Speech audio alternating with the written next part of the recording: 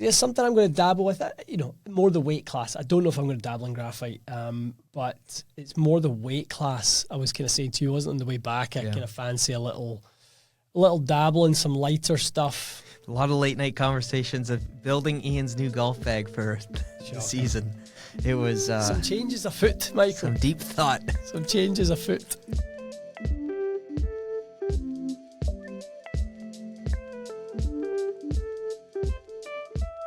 Welcome back to the Golf Asylum podcast.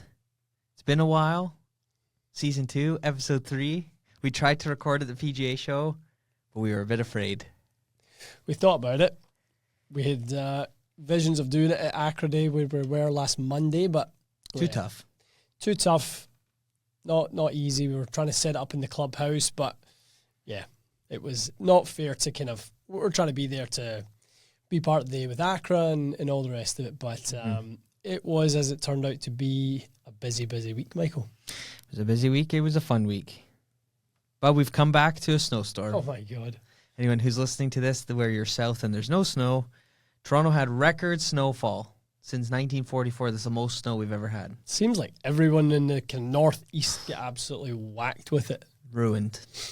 So much snow you don't even know where to put it. I literally didn't know where to put it. I'm looking around my driveway today going, I don't know where this needs to go. What do you think the height of some of the banks are next, like on your street? 6, 7 feet? 6, 7 feet. Easy. Yeah.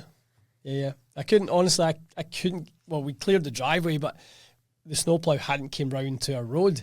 So I turned the traction control off in my car and I'm trying to get out and I'm just absolutely, the only way I could go was backwards. Whack it in reverse and you can get a bit of traction, but no chance going forward. And mental. Rough. This snow will not melt for a long time, folks. No, that's the worst bit about it, because the next 7 to 10 days it's going to be cold. In Celsius, it's going to be minus 10 to 23, I think it's somewhere in that region. So it's not looking good. So, but we did have some good weather in Orlando. The forecast wasn't too good when we were kind of heading down at the start of the week, but we had a good week of weather, didn't we? Saturday was decent, although we were delayed. Oh, that was Thank you, Air Canada. I know. 4 rounds planned. One when we landed would have been nice. Sunday, Monday, and then Friday. We did have a free range session on Saturday at Bay Hill, which was lovely. And then Sunday, we got rained out on 14. It got cold and rain and windy, tornado, you name it, it came. Yeah. Monday was cold. Tuesday demo day wasn't bad. We went to demo day late. We went around 12 o'clock. We planned it quite nicely, but it turned out fine. Yeah. Demo days is always a bit hit or miss with the weather the last few years, so it was actually pretty good, which was nice to see. But you can tell the lack of enthusiasm, or the enthusiasm is waning for demo day. I think a combination of the weather. You don't know if you do call it $500,000 activation to set up your company set up and nobody turns up because it's going to be freezing or whatever. Like it's a difficult one now. The tough one is, like, if you have show floor real estate, I think you should get a space at demo day, like build it into the cost, because not having Titleist at demo day is weird because they take up a big chunk of it, especially the short game area. I know that's been a couple years, but still it's weird not to have them there. Cobras was smaller this year. Was PXG on the range? PXG wasn't on the range. Callaway wasn't on the range. I just think it's strange, a strange vibe. I think they should forget about it outside. You weren't coming to the PGA Show in the years when basically the show was at both ends of the hall, were you? No. I think it should be a double-ended driving range setup, and demo day should be indoors, not outdoors. I think the outdoor component leaves it too variable.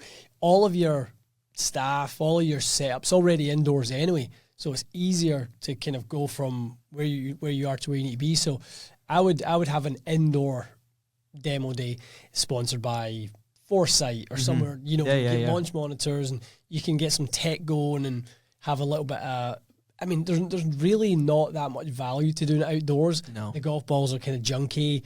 I think that ship has sailed. I would add Tuesday into the convention center, go 3 days, or 3.5 days. I would do it that way. I think that would be a better solution for them. Not a bad idea. But before we get into the rest of our PGA Show recap, golf is back. Scotty Scotty's Scheffler's back. I mean, 20th win on the PGA Tour, broken the $100 million career earnings. I mean, the boy's good. I know earlier on we were saying, does he bring the kind of pizzazz that a Tiger or maybe Style, a Rory the brings? swag. And I think the answer is no. No. I mean, I'm a big Scheffler fan, so great to see him win. Bit of a weird. The golf course is not very good. I played it last year. It's nothing special. That 17th hole. Well, there's 2 courses, isn't so? They play it over 2 courses. 3 now. Was there 3? It's still 3. Well, but the problem with it is, it's like feast and famine. You know, like you go out. I mean, there's so many. I looked at the scores day 2. People had either went super deep day 1 and were level par day 2, or vice versa. And it's just like, you know, like if you get like a Scotty 63, 64 the first 2 days, he's effectively gone. Yeah. He's pulled away from the field. I mean, so is that the luck of the draw where he got? Did he must have got the 2 easier courses first? Played the tougher one in the 3rd round, and then, you know, he's kind of got enough of a lead, so he went 63, 64, 68.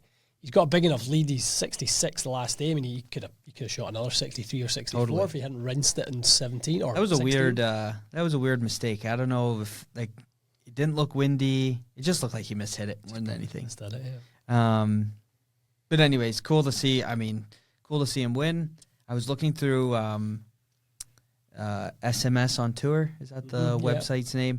I was looking at his what's in the bag. I didn't realize he's still using SM8 Vokey wedges. Great wedges. SM8s were amazing. So cool to see that. And then obviously the Dubai win, which was a bit of a head scratcher to see Patrick Reed winning another tournament.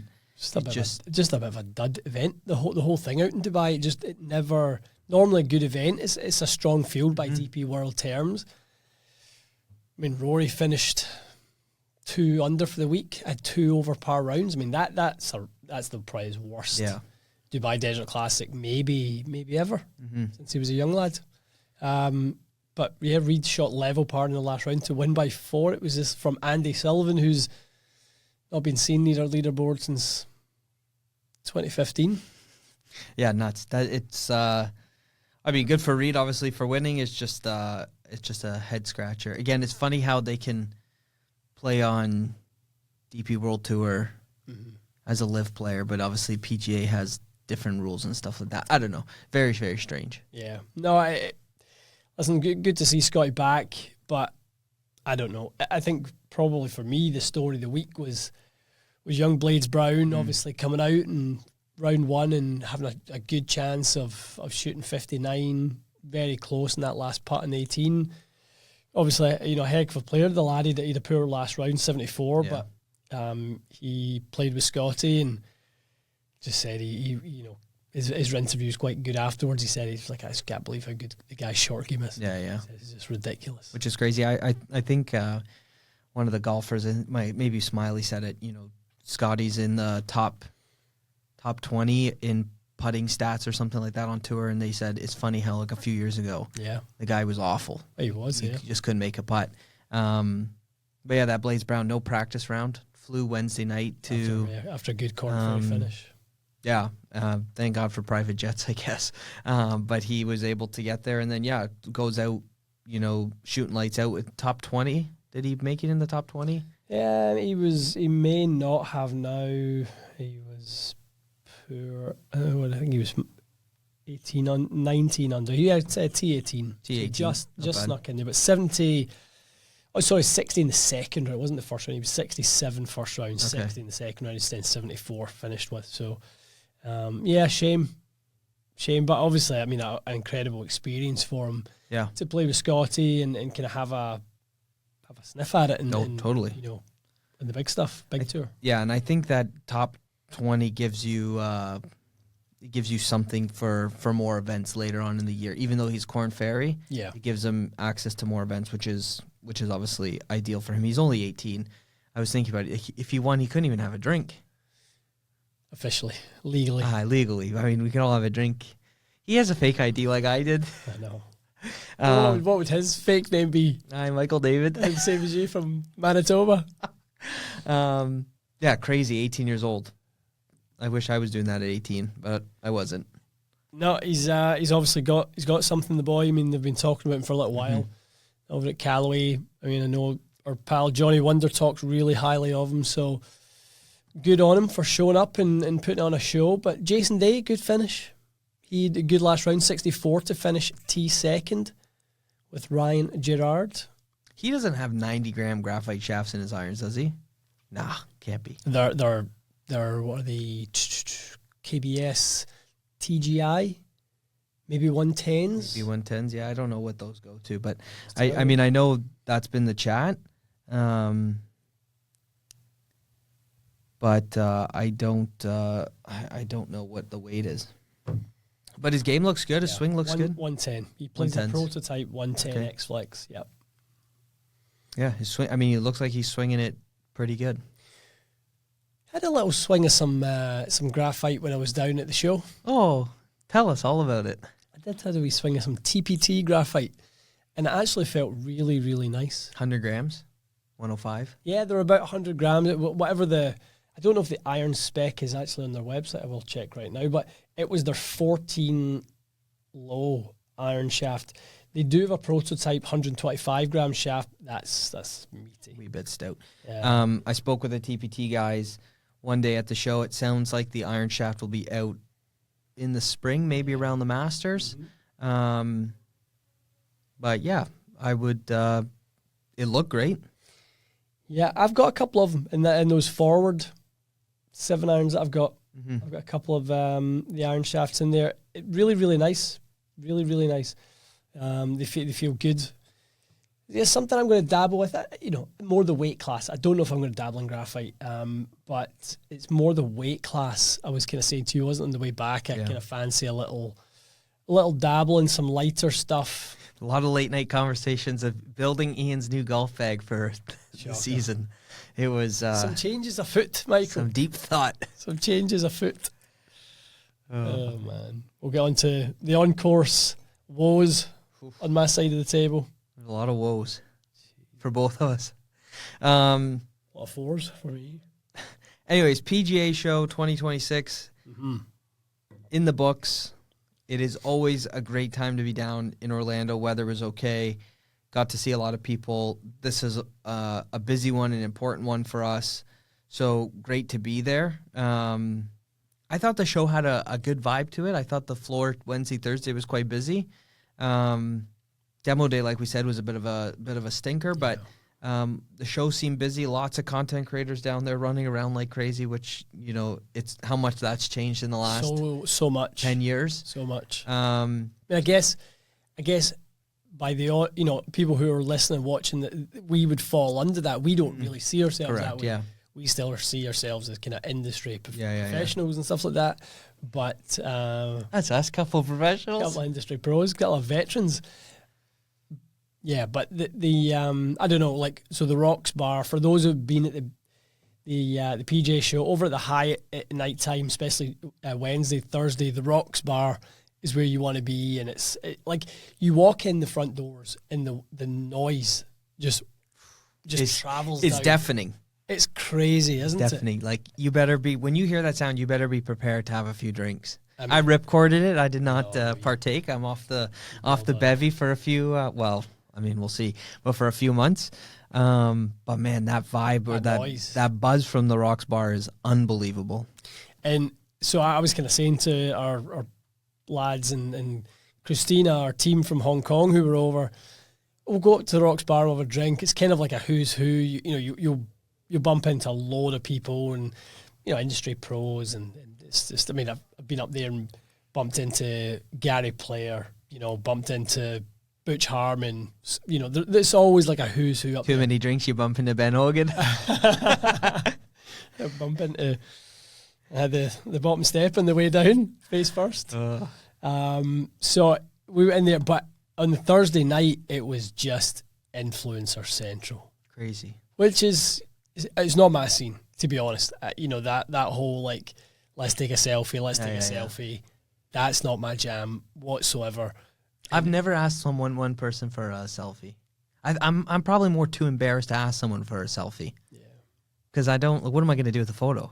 I know. I mean, there's a few people you obviously, you know, if you had the chance. If it was Tiger, for sure, nay bother, but that's about it. I know. But, and to be honest, I'm you know, would never sound ungrateful for anyone who you know, has followed our stuff, and for them getting to catch up with us or and take a picture. Amazing. But that's very much the scene now, which is changed an awful lot. So that is a different element to the show now, isn't it? Almost have to. Again, it's weird for you get it a lot, but during the PGA show, we both get it, and it's just weird. You know, people want to say hi or they love the channel. People pull you aside mid-meeting and they want a photo or something. I mean, it's strange for me because, let's be honest, I'm a bit of a dummy. But hey, whatever floats your boat. You're a fan of a dummy, you're a fan of a dummy. But yeah, people just the influencers are everywhere at the PGA show. It's crazy. I know. I mean, it's becoming what this game is, though. It's, you know, like we were talking about TGL and the future of TGL, and I think it's more likely that sort of format exists within the content creator world. I could see good versus, you know, the UK, you know, Rick Shields, Peter Finch, like all these teams. I think it'd be more entertaining, arguably, if it was the content creators, the good boys, you know, hold a putt and all, you know, high five and chest bumping. I could. Yeah, I will say, seeing the like I would say 1 studio or 2 studio fitting places that are down there, how they've embraced social media too. You know, for example, Cammy at Pure Golf in T-Bay. I mean, when he's done a live with you back in the day, he hated it. He just didn't want to, you know, just wasn't something he was comfortable with, as we all were not comfortable with it in the start. But he's in the Titleist booth, he's in the Callaway booth, he's grabbing product, he's speaking, you know, his piece on whatever it is because he's giving that to his clients. If you're in the club fitting world and not giving, whether you're reading off a piece of paper and giving information and giving it to your followers, you're going to get stuck behind. But it was cool to see, you know, someone like Cammy, that 1 base studio, or 2 base studio, but, you know, he's trying hard to get into the content game because he gets it, which I think is great. Yeah, 100%. You've got to. If you want to be relevant, you know, we knew that a while back. We took a punt on that theory being true, and it definitely played out in our favour. That's for sure. That, you know, people want to hear what you think about these things. You know, there's a certain level of credibility that we get been handed, so, and or earned. You know, if you probably want to put it properly. So yeah, and it's nice to see others kind of going for that as well. You never know; it might work for you, it might not. You know, that's the thing. Your own version of success. I mean, you know, talking to some people about, you know, being frustrated that their channels are not growing fast enough and things like that. If you're good, people will you know you're good, and it'll work well for you. Yeah. You can't rush it. Like you said, you wish it was April already, but you can't rush things. Yeah, I want to rush the weather, Michael. I'm not taking that one back. I know. Anyways, PGA show was great. Yep. It's always cool to catch up with people, meet new people. I think we each got some products that we were pretty cool to, you know, excited to meet the people behind the product, but also cool to, whether it's to touch the new golf product or see new technology. There's some technology we saw that we probably won't share because it's maybe under wraps for now. But give me 2 of your favorite products from the show. I mean, to be honest, this year for me, I didn't actually see anything well, there was one meeting we had late on Thursday that was a really exciting development. Now, we've asked if we could talk about it in this podcast. I have not. Let me just quickly check if the reply came in about that. I have not heard back yet either. Okay, so that's a no. So we can't talk about that right now. As soon as we can, maybe it's next week's podcast, we will. It's a technology partner that we've had in the past and we really believe in. Data-centric and something that really will benefit you guys an awful lot. It's a seismic change in the way you capture data and the way that golfers will track stats. And it just is going to just blow the whole thing wide open. It's game changed. Aye, for a non-stats guy, a stats guy. What did I say? Stats gay. Well, you're the stats gay. Redo. I'm the stats guy and he's the stats gay. For the non-stats guy in me, if you see this and you play this season without it, you're doing it wrong. Yeah, I don't know what you're doing. I don't know if you don't want to, I don't know what I'm doing half the time either. Yeah, if you don't want answers to your whatever your problems are, then I don't know what you're doing. It's crazy.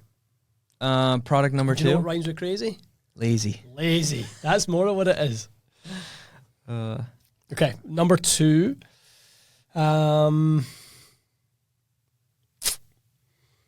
really liked. We had a walkthrough on Thursday morning with Foresight, their new software package that they've got come out. It's on the app right now, and we had a good hour with them talking about the future and software development. And I don't mind voicing frustrations as to how slow it has been in terms of the development of the software from Foresight. It's no secret in the world of golf that competitors have really upped their game and ran a lap round what Foresight have been doing. But Foresight have had to get some things in order behind the scenes, and kind of a lot of changes have been made, and now they've got a good team. Yeah. We got a chance to spend an hour with Rob Guilfoyle, who came in from the Pin Seeker team. Rob's been a friend of mine for I met Rob maybe, I think it might have been 3 years ago, and he and I stayed really close in terms of advisory capacity of what's going on at Foresight. I know he's had frustrations as well, but this is the first time I've seen something I'm like, okay, I like what I'm seeing here. This is really a usable tool. Yeah. And something that will help golfers get better. So they've started again from a which was needed. Yeah, they needed a software engine that was going to be something that would allow them to scale their kind of their Foresight experience, whether it's on course, whether it's the range product, whether it's the learning product, whatever it might be. They've got a software package now that is really, really solid. Yeah, I mean, the last, I would say, 3 or 4 PGA shows, we've gone expecting something cool and new, Foresight software-wise, and we almost leave a little disappointed. This time, we got to play with it. We got to talk with some of their other engineers who kind of they said we're going to get a bit of an early access to it to kind of piece it apart. And not only were we fitting with FSX 2020, which we can officially say rest in peace, but with filming in it, like even the camera guys needed something different. We needed something different. So to be able to kind of pick apart the new software, 1, it looks better. 2, off the app. I mean, I downloaded it on my phone the other night. I just need to connect to a quad, but just the use of it is so much easier. I can only think back to the fitting on the range days up at the pulpit. I mean, that app was horrendous. It rarely connected. This now is so much easier. So yeah, kudos to the Foresight team. Excited to see, it in kind of use at facilities and stuff like that. Because I mean, God, we've been using FSX 2020 since 2019, so it's been fine. But this new stuff, it finally brings it into looking like a TrackMan software, something that belongs in 2026. Something I've said to Foresight, in the conversation we've had, I've actually said actively, if you make it look like TrackMan, you've made a mistake. Because if you make it look like the competition, they'll always be 2 steps ahead of you. Yeah. You have to think laterally in order to sort of move in a direction that really allows you to live within your own space. It can get congested and you're never the leader if you kind of keep doing, those tiles. That's what they done. I think it was FSX Pro. The tiles are now movable like TrackMan. This sort of screen now is more in line with what TrackMan. I'm like, stop talking to me about what TrackMan are doing. I'm not looking for that. I'm looking for you guys to leapfrog what's going on, and reinvent something that is revolutionary or sort of industry leading, and you want to talk about how accurate your hardware is, that's fine. But you got to storytell with your software. Yeah. You've got to. I mean, that's the show. The software is the show. You can have the best numbers in the world, but if there's no show, there's no sizzle, then you're not going to win. Yeah, and I think getting rid of I've always said it, that cartoonish feel. I mean, it felt like a old Super Mario game. Yeah. Nintendo 64. And before now you were born. Yeah, and now it looks proper. It's really, it's like a bougie Foresight, which I think was much needed, especially for a fitter. I think after a while it didn't look high tech. Like we had our bays had a vibe and stuff. I think when you looked at the software, it was like a bit janky in a way. Now it looks proper. Now it looks really, really good. What did you see? What impressed you? What products? Friday morning we had a run through on Zen Green. It was good, wasn't it? Enjoyed that. We also found out Ian needs G800 irons with 85 gram I-540s. Relax. Anyways, dynamic gold mid 100. I started. This was stripe show. This was first thing in the morning. I wasn't in a rich vein of form. Let's just put that. No glove in the pocket. See, I went in my pocket. Hungover. No, I wish. I wish. Went in my pocket to find a glove. No glove. And the boy's like, "Oh, up you go. Go and play 3 holes at Bandon." I'm like, once you wrap that off, the video, I found your glove in my backpack. No, you didn't. I'm not joking. Yeah. Ask it. The Zen. Anyways, you hit it lovely. Yeah, it was good. It was good to sort of get an experience of, as you play the round, it's sort of obviously the green moving with you and how fast and how slick it is now. I couldn't get over how fast it moved, but also you're standing there now. You weigh nothing, so obviously the floor can move no problem. But I mean, the lies that you were hitting off of, they weren't just like, a couple millimeters high, a couple millimeters low. Like it was no significant. Yeah. I was worried for you up there. Just a wee guy. But there's no noise to it. So for facilities adding this, for bay rental, or whatever you want to use the Zen Green hitting platform for, my God, was it good. It was impressive. It really was. It kind of gave you a layer of sort of challenge that just does not exist in the simulator world. So when that was Friday, we spent, was it Wednesday with Platform? Yep. We spent Wednesday with them, and again, same thing for some ideation that's kind of going on in our minds right now. We tested some scenarios with movable platform that potentially could be integrated into the future of our businesses. Saw some cool stuff, but I just thought Zen was, it just felt like such a polished product. Yeah. Smooth like a nice Rolls Royce. It really did. And we were obviously talking a little bit about kind of the evolution of the product. What do they see it kind of being, and what's their philosophy as a company and things like that. When you're talking to companies, the product is the product, but the vision for the product, that's kind of like the whole TrackMan Foresight conversation. TrackMan, since day one, I've always said this, Frederick and Klaus had a vision for the product and have not deviated from that. I think one of the problems that Foresight have had is turnover. A lot of staff have come and gone. One group has a vision, then they're bought out. There's ownership change, and I think that slows you down. Yeah. It's really, really painful and slows you down. And I kind of, I left that conversation with Zen going, yeah, I like what these guys are talking about. The cool thing was when you talk to some of these people at the show and they have their product right there in front of you, like you just said, they're always saying, but wait till next year, or wait till you see what we've got coming in April, or like they bring their product with as good as what they've got. Yeah. And then they go, but we've got something better. We're working on something like this. None of these companies are going, this is all I got. I'm not going to change it for the next 10 years. They're always trying to, innovate whatever product they have, which I think is great. Next product is, because it's one we have not seen or hit yet, is the Callaway Quantum stuff.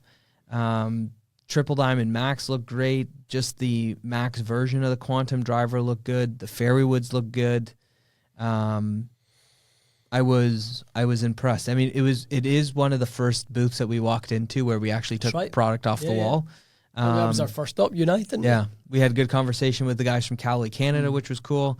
Good to see, people that we've seen from the marketing world of being out at, Callaway and testing product back in the day. But Quantum, it looks good. I like the color scheme. I think this driver sits a little bit nicer. I hope. I think. I do. I want it to sit nicer for me. One thing with it, Mikey, I think that last year didn't have, and we saw it the minute we hit it at ECPC out in Carlsbad. There's continuity between all the heads. So you set them all down, they look part of a family. Last year you had the shiny, triple diamond. Then you had the kind of matte you can see a bit of carbon, but it's kind of a bit weird with the standard elite. That was a swing and a miss, that stuff. It really was. Quantum looks, I think you said it with the guys from Canada, like Quantum is another epic in a way where it's going to kind of move them back into being the top of the town, which I think is great because, like I said, I think I just haven't liked any of the Callaway stuff the last few years, but this looks proper. It looks premium. Did we look at their putters?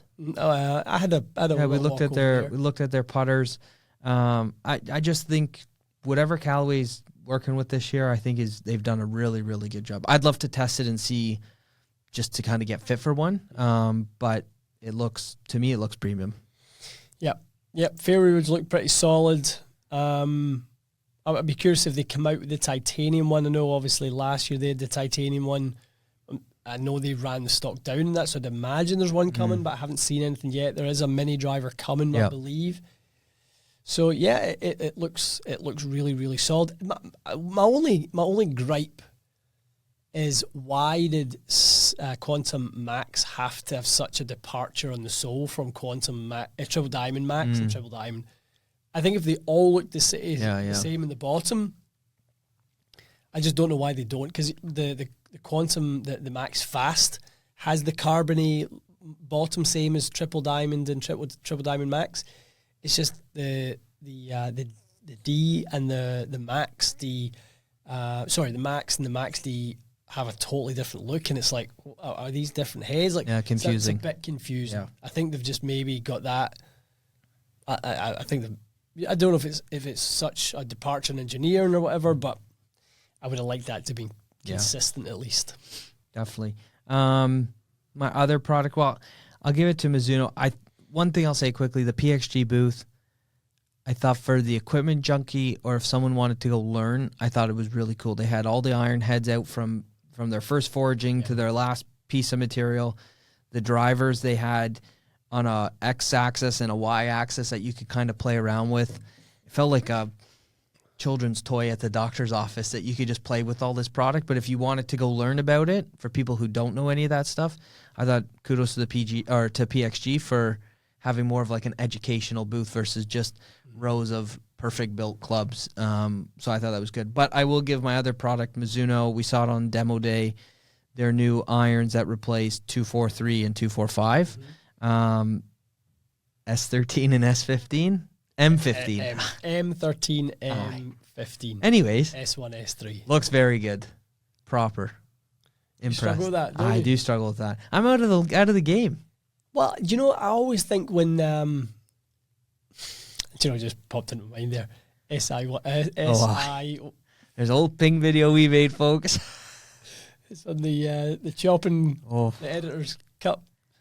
Yeah, that was. But I always think when someone kind of like gets confused with a name, there's an S line, there's an M line. Right. It's a 1-3 and it's a 1-3 and a 1-5, and they've got that a bit wrong. Then yeah. I think if it's not stupid simple, you've kind of got it wrong. And like we joke that you've been struggling with that one since you saw it, but it tells me that they've maybe just missed the mark a little bit. I mean, it's easy to remember a T150 or an Apex or something, but it's transitional. Yeah, S1, S3, M13, M15. It's like it's not kind of moving in the same direction.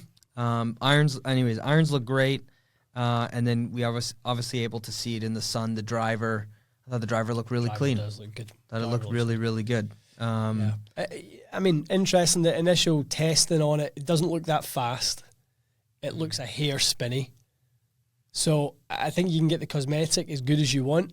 I think unless you hit those two notes where the spin sort of standard deviation is robust enough to be competitive, and it's got to be. I mean, put it on the brink of illegal. Yeah. Just take it to the brink. I mean, I'm not sure. Everyone CT tests their stuff. I haven't seen one set of testing that puts this thing in the bracket of the kind of tailor-made, Titleist, Callaway conversation for speed. Yeah. And throw Cobra in there because they are getting really kind of, good mentions this year, but it just doesn't seem like they've got the speed formula. It's like, compare it to Formula One. If you want to be in any way competitive in Formula One, you're going to have a fast car. Now, last year they had a fast driver in Marco Penge, right? Mm-hmm. He was a good driver that could drive a mediocre car very fast because he was a fast driver. Yeah. Now, who are their show ponies for doing anything? They've lost their show ponies. Mm-hmm. I mean, Marco Penge went to PXG. Who else did they have? They had one other person. I mean, I guess they have Keith Mitchell. Does he use the driver? I think he did. I'm not 100%, but yeah, I would love them to go after the speed element a little bit harder. I'd love to know what the CT is in those things. Yeah. Push it into the 250s and really get that CT up and use the nano alloy to control face speed, but take it to the brink. I feel like they're always stuck in the let's keep it traditional for our Mizuno lovers, and it's almost like you need to depart. Like, that's cool, that's great. Oh, I play MP64s. That's amazing, good for you.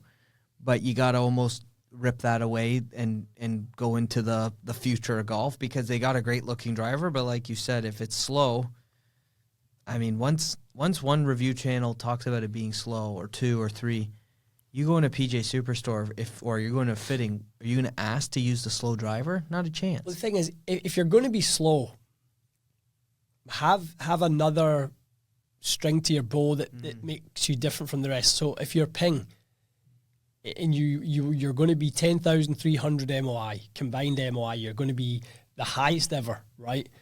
They've got lateral MOI, toe to heel, literally on the limit now. They cannot make the driver more forgiving toe to heel. So if you give up 2 miles an hour, but this thing is going to be like a cruise ship riding through the waves in terms of mishits, you can't destabilize this thing. People will go, I can be 2 miles an hour slower. Totally. For that forgiveness, 100%. I can be 2 miles an hour slower. You can't be 2 miles an hour slower, or whatever it is. It seems like it's about a couple of miles an hour slower than the rest, and not be amazing at something else. 2 miles an hour slower, spinnier. I mean, it's not that forgiving. Like, you kind of like nightmare material. You stack the losses, and you should be stacking the gains. So I don't know. I think it's a little bit, I think people love the look. I think people were like, oh, this could be a real, hot driver. And I think from what I've seen, the aesthetic is a win. The performance is not what they wanted it to be. And I'll say, I want them to be successful. Totally, yeah. We have a really, really close relationship with the guys at Mizuno. Chris Vachal is one of the best guys. The head of, or one of the heads of Mizuno Canada, is someone I play with at my club. I want nothing but success for them, but I can't talk anything other than honestly about what I see. And I just see that product still being not even a tier below, to be honest, right. Because I think, if you look at, I'll just put TaylorMade, Callaway, Titleist, Ping to a degree, or they're right there. Cobra probably just sit a little bit below that. I'd probably put Strixon ahead of Mizuno. And there might be one or two other companies that you might sneak in. There's probably a PXG product that sits there a little bit better. And I just think Mizuno's is slotted even under that. So it's not even that they're third or fourth choice. They're probably seventh, eighth choice. Right. Yeah, I mean, again, it looks great. Obviously, we're big cheerleaders for them. We wouldn't nothing but success for them. But it's just one of those. You go, you know, these engineers are smart. I honestly think to myself, what's the point? I really do. Yeah. It's a lot of money to build these woods. It just seems like in the North American market, they're searching, you know, for a little bit for something that they're struggling to find. I would go, okay. I'd pause. I'd call this a 2-year life cycle, and I'd go, okay. Clearly, people want this thing to kind of work. How the hell do we get it to be fast? Yeah, for sure. Let's go after trying to, you know, whether it's ATI, you know, bringing in a new company like Titleist did with the face technology, whether it's, you know, using sort of AI or some kind of, you know, technology to make sure they're mapping the contouring of the face in order to make it fast, whether it's a head weight story, whatever it is. I think there's a product discovery process that has to be sort of taken on now and find some speed. Catch up with some speed, and I think at that point you've got half a chance. Yeah. But anyways, that's the product. I mean, there were so many good products. The one thing I will give credit to at the PGA show is you walk down some of the smaller aisles, and there's hundreds of different companies of whether it's putter companies or wedge companies or rangefinders or towels. And honestly, kudos to those people who are there grinding, trying to sell their product and get orders for this year or next year. It's a lot of that, there's a lot of product. And I don't know personally if I could sit there and do it, but for the people who do it, it's pretty impressive. I mean, they're so passionate. I just spoke to our friend David Kelly at his putting place. I mean, the guy's so passionate. He's been through a couple different putter companies, and his story was he was just sitting there, and his wife's like, "Why don't you just do your own?" Mm-hmm. And he's got Dave Tootleman that's working with him, who we've been on his website a lot. This is a free plug. I'm not like I just think the passion he had. He marched me to the putting green. He basically kicked balls out of the way for me to roll some putts, and he wanted to value my opinion, your opinion, kind of thing. So I would have liked to have seen it. Again, for the people that are out there grinding, that is one of the cool parts of the PGA show. Without a shadow of a doubt, you'll never get another opportunity in the year to grab people who can make a difference and change the trajectory of your company like you can at the show. Totally. If one tech reviewer or whatever it is gets a hold of it and then reviews it sort of favorably, it can totally change the trajectory. I mean, look at good old Autoflex. Look at our friends over at Autoflex. That review, I mean, I think it got a bit of a lukewarm review on Golf WRX. We got a hold of it, turned it into the Pink Panther, gave it 100 different nicknames, and off it went. It just went bananas. Crazy. And now they've got, looking at that, they've got, distribution all over the world now, and, as a company, they're coming out with different lines and stuff like that. So it just takes, meet the right person at that type of show, and off you go. Definitely. There was a couple other products I liked. Well, there was the Genius Golf Ball. Everyone seemed to be talking about the Genius Golf Ball, this sort of integrated golf ball with basically tech inside it. That was a pretty cool one. I think I was maybe less impressed than the feedback I'd been hearing. There was another golf ball we'd heard about clipped. It maybe seemed like there was a little bit too many Bluetooth signals, and the environment wasn't really stable enough for some of the products to work. Too many Bluetooth signals. Imagine the EMFs in there. Oh my! Get your wee copper thing on then, Michael. What's that thing called? I don't know, but it arrives tomorrow. Is it? Will be sorted.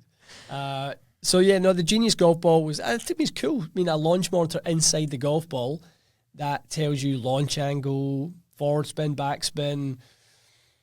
I will say, we know what we're talking about. I'm not going to downplay that we've done thousands of putter fittings and know exactly what's going on. And I know there's a guy, nice guy, really nice guy, trying to tell me, how much forward spin you want in your golf ball, and I'm just going, you've not got the foggiest. Yeah, I know. You don't. You're trying to tell me that you need 120 RPMs of forward spin in the golf ball, and that's what Brad Faxon has, and I feel like saying to the lad, I could luck, hitting that putt downhill on a 3% slope on the greens that are running 12, and you've got 1,200 RPMs of force spin. The thing will be going choo choo as it goes past the hole. I know.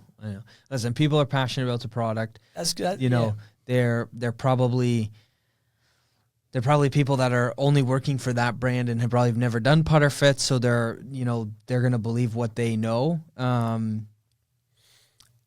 I don't see doing putter fits with the chipped golf ball or whatever the genius golf ball is for a long, long time. I think it's great for maybe, coaches, or maybe a pro shop wants to sell a quick, putter and, roll these 3 balls and I'll get your data for you. Great. That's awesome. I think that's more the activation I see. For sure. It's, somewhere between $250 and $400 for 3 golf balls with this technology in there. You can head out in the putting green with 3 or 4 putters, and you can see which one you roll slightly better. And if you've got somebody, a young assistant pro or something with a keen eye, you see your start line and which one you're able to sort of get your distance control down with.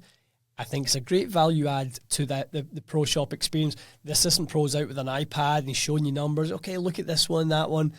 I think that's a really good, and especially at the cost of it. I'd buy it. I'd buy it just to play around with it. Totally. How many times have we debated the value proposition of a putter launch monitor and how much it costs versus how much it returns on revenue? Is it a bit of a loss leader because you just have to offer it? We've debated that one many times. Putter fits aren't as sexy as a driver fit. That's the truth. So at $400, it's a great alternative. Definitely. I like I said, I would buy it to try it for myself. There was one we got to meet. I guess you know him, but I got to meet Stephen Sweeney, who's the nicest guy. Great guy. No BS. That's the one thing at the PGA Show. You meet some of these people and you go, he's probably going to be a bit posh or a bit, he works with, PGA Tour players. Maybe it's gone to his head a bit. Not Stephen Sweeney. Nicest guy in the world. His dad was there grabbing him coffees, which I thought was amazing to see. But he gave us a tidbit on a putting app, which is basically an aluminum stand where your putter sits above, and it can track kind of the putter face, which was pretty cool. I think it's called Puttline. I can't remember. Anyways, really good. Yeah. Something that, again, be open to trying. And then I don't know how this one works, but PuttView, which is basically an overhead projection, and they can kind of scan your putting green that you build at your studio, or you can use it outside. And you can, it's more of like it's not a novelty item. I guess some people teach off PuttView and stuff like that, but very more simulator. Anyways, they've got a free app apparently where you can scan your putting green outside at the golf course when you're practicing. I don't know how it's actually going to work. I've seen videos of it. It looks interesting. Again, another app or probably subscription that I'll get just to try it. Why not? Totally.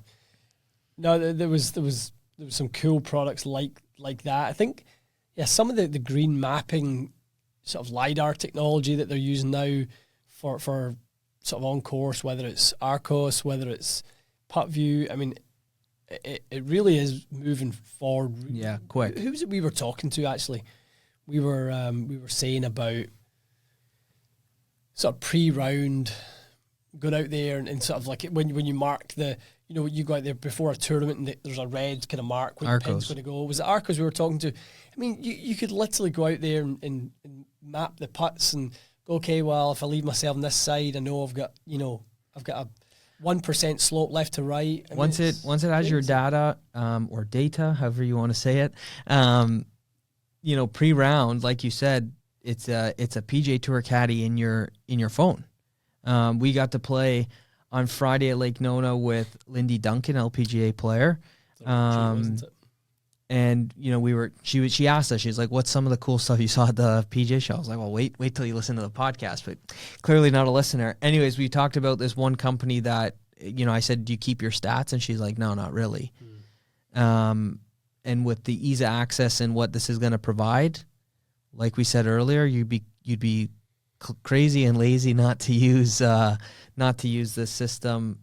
Again, I think it's going to make a huge difference for a lot of people's games. I'm excited to use it, and I was lazy, so I'm not lazy anymore. I'm the crazy one. You're the lazy one. Let's move to on course. We played 3 rounds. Should have been 4, like we said, but Air Canada done us. Thank you. So we played Sunday. It was a nice day, wasn't it? Nice day.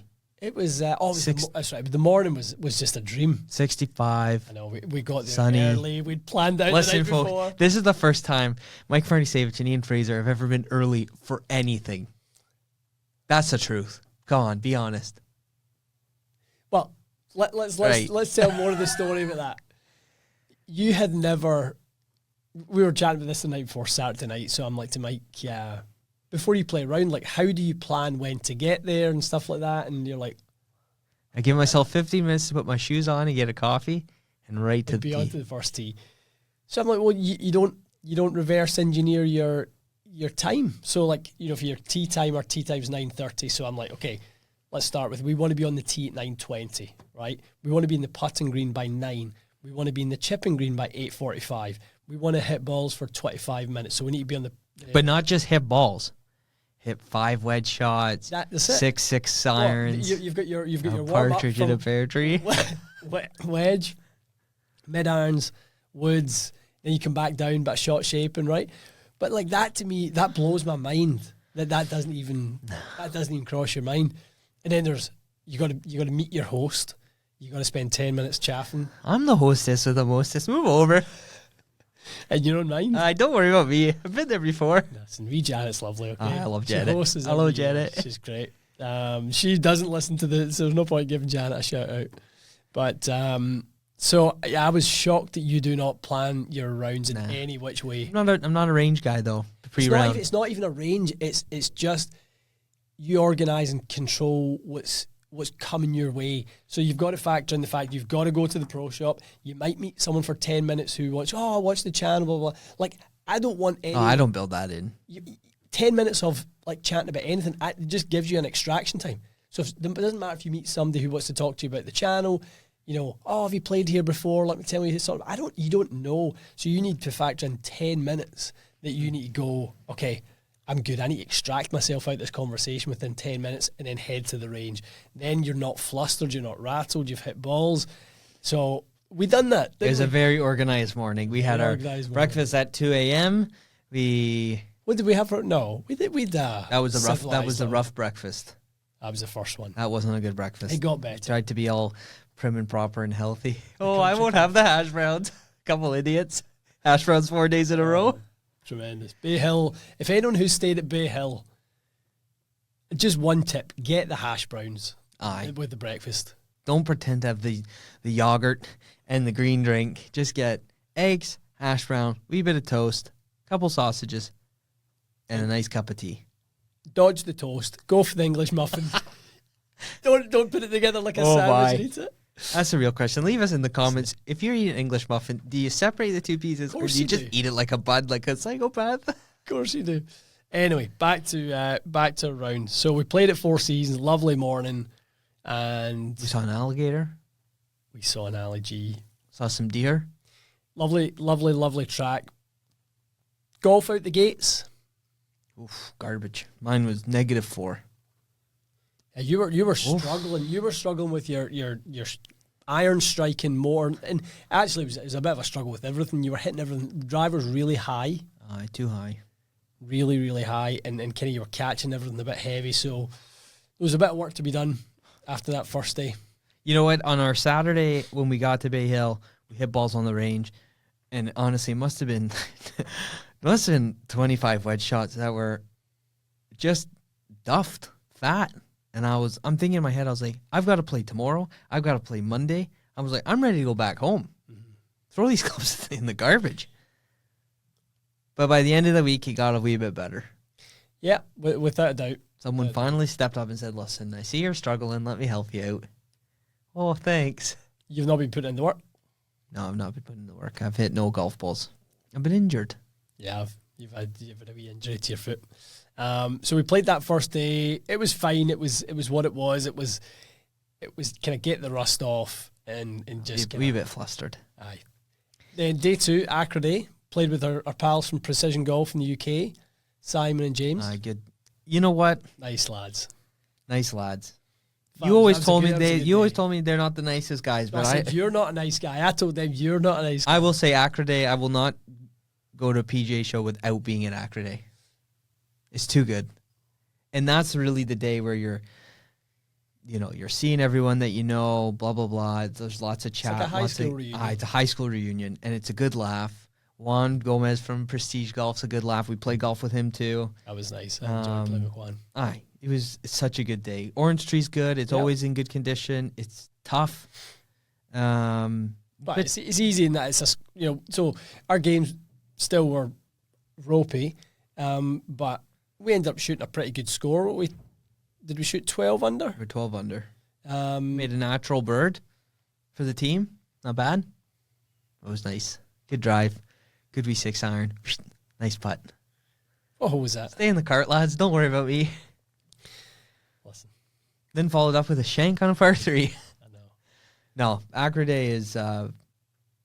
we even said to Gav, who's in charge, I texted him that night going, listen, Gav, going forward, this is the only group we're playing in. Nobody's new, nobody old. Just keep the group. It was a good laugh. That's what it's all about, isn't it? Yeah. That's what it's all about. So the golf was a bit ropey that day. And then on the Friday, we had a huge treat. We were set up to play at Lake Nona with LPGA star Lindy Duncan. And, I mean, I think if I just wanted to watch her swing the golf club. You showed me video, I think, because that week I asked you about 20 times, who are we playing with again? You showed me her swing. She works with Sean Foley. Yeah.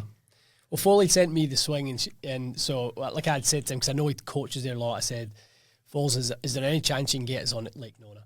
And he's like, listen, he's like, I don't really know anyone that well there, but a lot of my girls are there, a lot of my players, Ben Ann's there as well, so, a bunch of his players.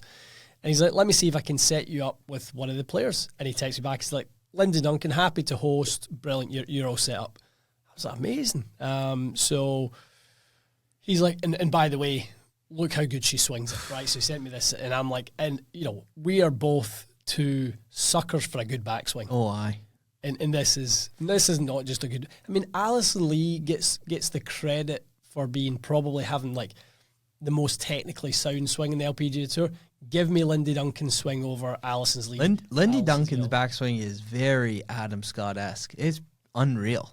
It's a piece of art. I actually think it's better. In fact, it is better. There's absolutely no doubt in my mind she has a more fundamentally sound swing in her backswing.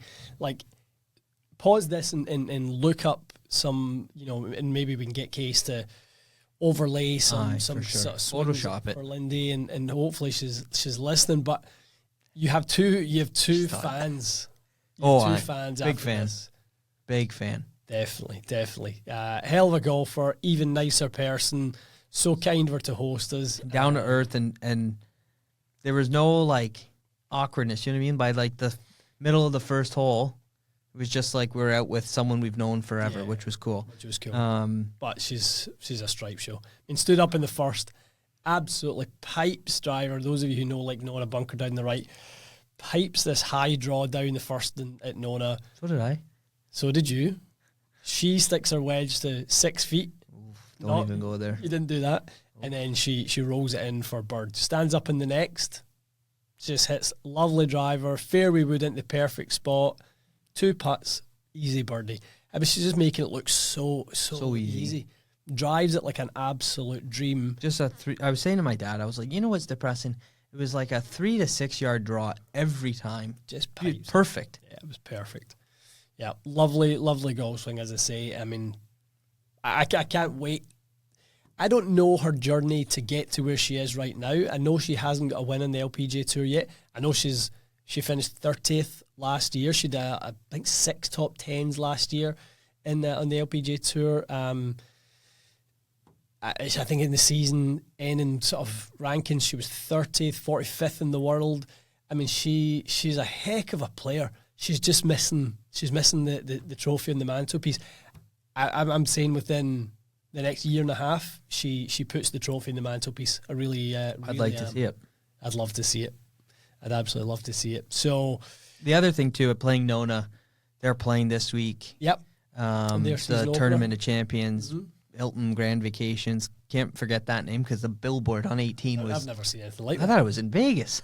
I've never seen anything like that. But anyways, Tournament of Champions, and then they don't really play until February. They go to Thailand, which is their first event. But cool to play. We some of the tees we played were from where the kind of the signage would be, which is cool, I guess, for next week. Yeah. I'll probably end up watching a bit of it because we just played it again. Again, not our first time playing Lake Nona, but always a treat to be out there. And it's Poulter was out there doing some wedge work, wasn't he? Lindy said Lydia Cole was in the back. Lydia, she's a married woman. Relax. Lydia. Keep your hands to yourself and everything next to yourself as well. Lots of good players. It's always a cool spot, isn't it? It is a good spot. You know, once you drive in there, there's deer. Lindy was saying actually they've got a problem.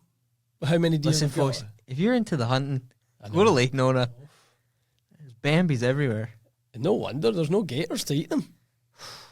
We never saw a single algae in there. Apparently they're all out the pond. They've been taken out the ponds. Nah, it's too rich to have alligators around there.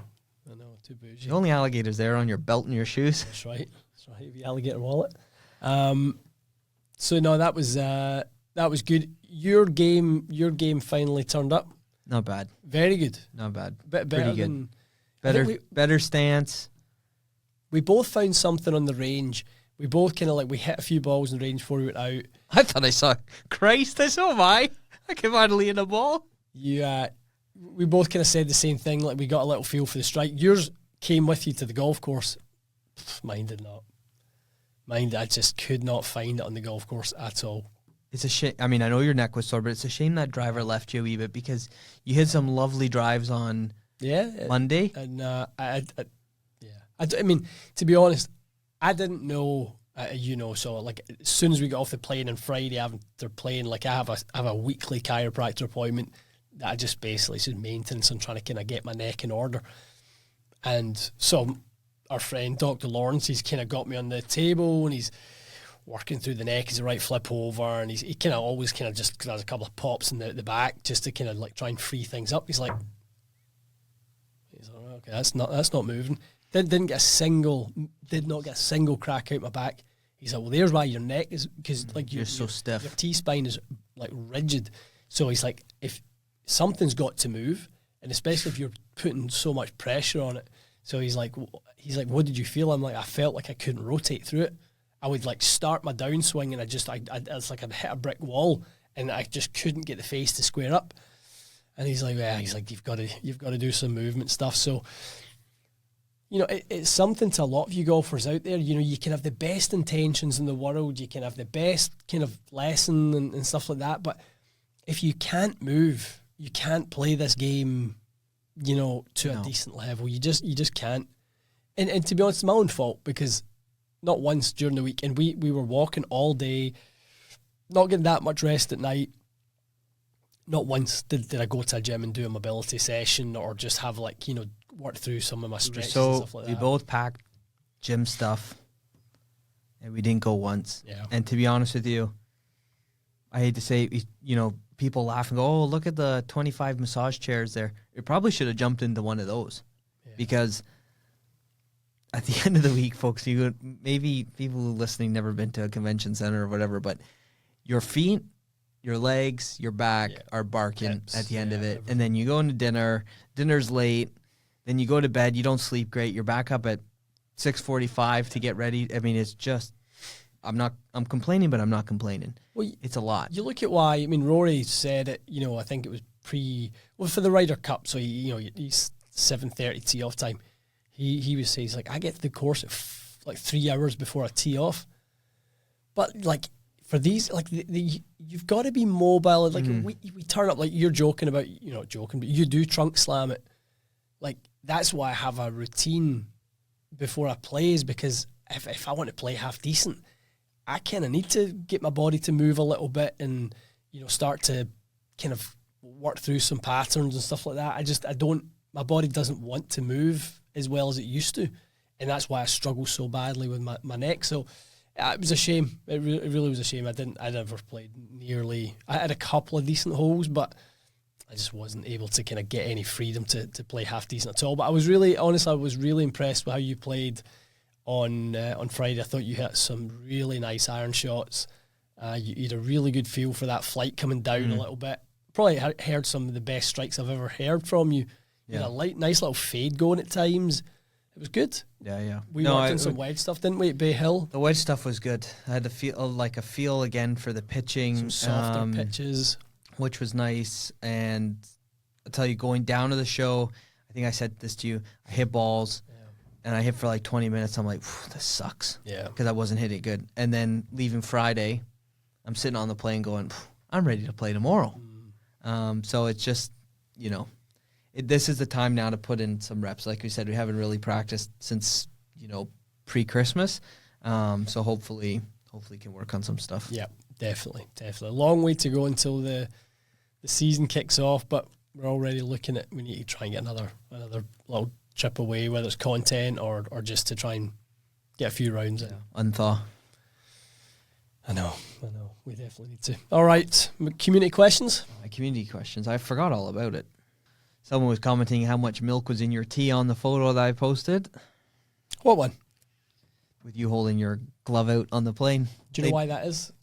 It's because it was just turned. It's the decaf stuff. Oof. The decaf stuff, it doesn't really turn the colour. Tips for finding a good club fitter. Think I found one, but been fooled before. In regards to that, thoughts on Ben Genta with Tour Van? Great. Yeah. Really, really good. You cannot go wrong. Great credentials.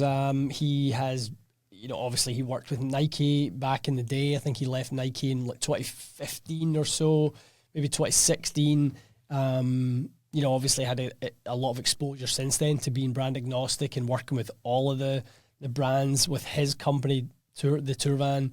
And obviously now he's worked with Liv. So he's, I always think I would love, if I was picking a fitter, I'd want somebody who had been exposed to tour players, beginner golfers, average golfers, everyday golfers, juniors, men, women, whatever, and then have them a real breadth of knowledge of how to work with everyone and every company. I think that's a necessity. Will you retract your statement on VJ based on how good his Sony performance was? No, I won't. My statement was he won't make the cut. What did he do? Where did he finish? Did he finish in the top 10? I doubt it. I'm just gonna based on how well he done. I'm gonna stick with it. I just think it's a waste of a spot. There's a reason you're on the senior tour. Give it to someone else.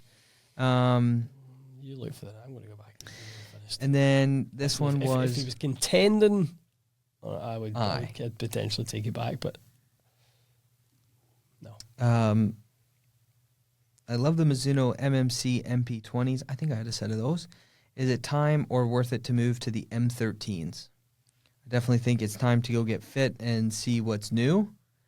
And if the numbers are better, by all means, upgrade your irons. But those M13s are very, very nice. Impressed. Lads asking, what are your thoughts on new shaft releases? TR Blue, Titan, etc. VJ was tied 40th. Aye, very good. Keep it up. Titan release. Listen, we sat in with the Acro lads. I actually have one at the house right now. It's a shaft that I will never play because it's too stout for me, for a wimp that I am. It's a big shaft, isn't it? Looks cool. Some good tech in it. There was some buzz around it. I think some guys on tour have used it already. I'm pretty sure we thought someone had a win with it. Yeah, it was definitely posted today that there was a win already with it. I'm not sure who it was. I know it wasn't Scotty. No. So I can only imagine, was it Patrick Reed? Was it Patrick Reed maybe won it? Maybe. In Dubai. But yeah, interesting. Definitely. I don't mind when something pops up that's got sort of a bit of a new story to it. There's a new EI sort of curve to it. There's a new material in there that's kind of got a bit of the kind of Velocore type feel called Sinex. And it's, it's got a bit of a story to it. So we'll see. I think it's going to end up being very much a kind of an updated hazardous black type story. That's the type of golfer that it will be after. So, you know, a little bit of a modified section just at the base of the handle of the EI profile, kind of upper part of the midsection where it gets a lot stiffer, which means that basically the kind of, it's got a pretty stable midsection, so it kind of creates a little bit more deflection in the tip section, which is an accelerator, so you get a little bit more club head speed with it, which will be interesting. Yeah, we'll see. We'll see, but like you said, it's probably going to be a little stiffer in the handle for you and I at our speeds. You know, it's probably not exactly one that will work too well for the way we load it. TR Blue, I know there's a few at the house that I have to build for you. But I'm excited to try that. Yeah, I don't know. To be honest, I don't know much. I wasn't invited to the release. But yeah, no, I mean, Automax Automax, they have a new shaft, basically like Ventus Black in a way. Yeah, the Pro Series to their... It looked good. Yeah, looked definitely. Good. Expensive. Just like their golf balls, $250 a dozen. For a hexagonal dimple. Oh, that was good. But that's kind of it for shafts. I didn't see anything else new. Oh, there's a new, I will say, Acra has hired this young lady who's going to be on the podcast very shortly. Engineer, worked at Callaway, now works at Acra True Temper, and she's developed a junior shaft matrix, but basically more for juniors, seniors. You better get studying before she comes on. She'll come on and make us look daft. That's fine. They bother. She's the one that gets paid the big bucks. Cool concept. I mean, if you were, we had a junior shaft matrix at one point. It wasn't the most in-depth, but it was good enough. It got the job done. But now to have shafts just for juniors, I think it'll be really good. And it looks premium, which is nice. It doesn't, it's not just cut down shafts, that we made work. It's built for these players. So cool to see that. And obviously you guys will learn more about it in a future podcast. Yeah, I mean, Acra are always invested in every section of the market, and they did have an SRT shaft for a while that was specifically for juniors, and it was maybe a little bit softer than the competitive juniors would want, so you'd end up having to go up into the kind of FX line as it was at the time and trim them down, and it kind of changes the characteristics when the plane length of the shaft is like 42 or 43 inches and stuff. So yeah, good for them for seeing kind of an opportunity there to bring some of the best products in the market to a smaller segment. Definitely. A lad asks, playing really good golf at the minute, joints hurt, stick with steel or back to graphite? I'll go see Dr. Lawrence here. Your joints will be sore. I mean, I'd say from what I'm going through, a little bit of first-hand experience, if you're playing hurt, you're not playing.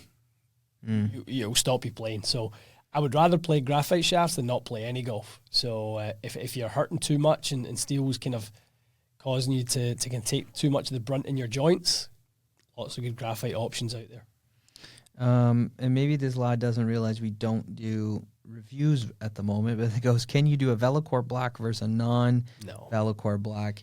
And the answer is no. I mean, those reviews have been done to death. Velocore versus non-Velocore. Just, if you go into YouTube and watch, it's not so much, that like the non-Velocore one is going to hit it 10 yards shorter. It's just, there's a premium material story that shaft manufacturers are able to be much more precise about what the intent of the shaft, his behavior is, and obviously things like, being able to deliver the club head consistently back to the ball, and then you're not spraying the strikes all over the face. I mean, it's not an accident that the best shafts in the world are made with the best materials in the world. It's like, if you had an option to fly in a plane with some real baseline, graphite or composite or kind of carbon material, or one that was made from real, the best in class material, like, what you're going to take. Totally. So, yeah, I think people are always trying to talk themselves into why they don't have to spend the money. It's like, convince me I don't need to spend $400 on a Ventus Black Velcro Plus by telling me that this one is 80% there, so that's good enough. Like, no. Yeah. Waste of time. Anyways, that's the community questions for today's podcast. Thank you for asking us questions. Short and sweet. Short and sweet. Good stuff. All right. Well, obviously, PGA Show sort of breakdown was the name of the game. We'll be back next week. We're gonna have some guests lined up. I think we should try and get guest number 1 on next week. Done. I think we should try and get that for the pod next week. So for season 2, episode 4. Oh, season 2. I love a season. How many episodes are in this season? 52.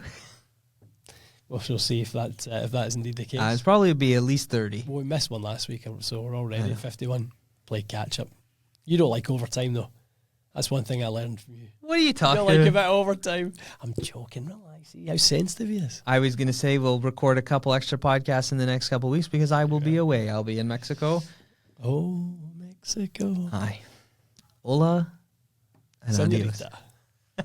All right, guys. We will be back on the podcast next week. Have a great week. Where's the PGA Tour? Torrey Pines? Torrey Pines. Brooks Koepka is back. Is this his first event? Your favorite. Brooks Koepka or Torrey Pines? Brooks Koepka.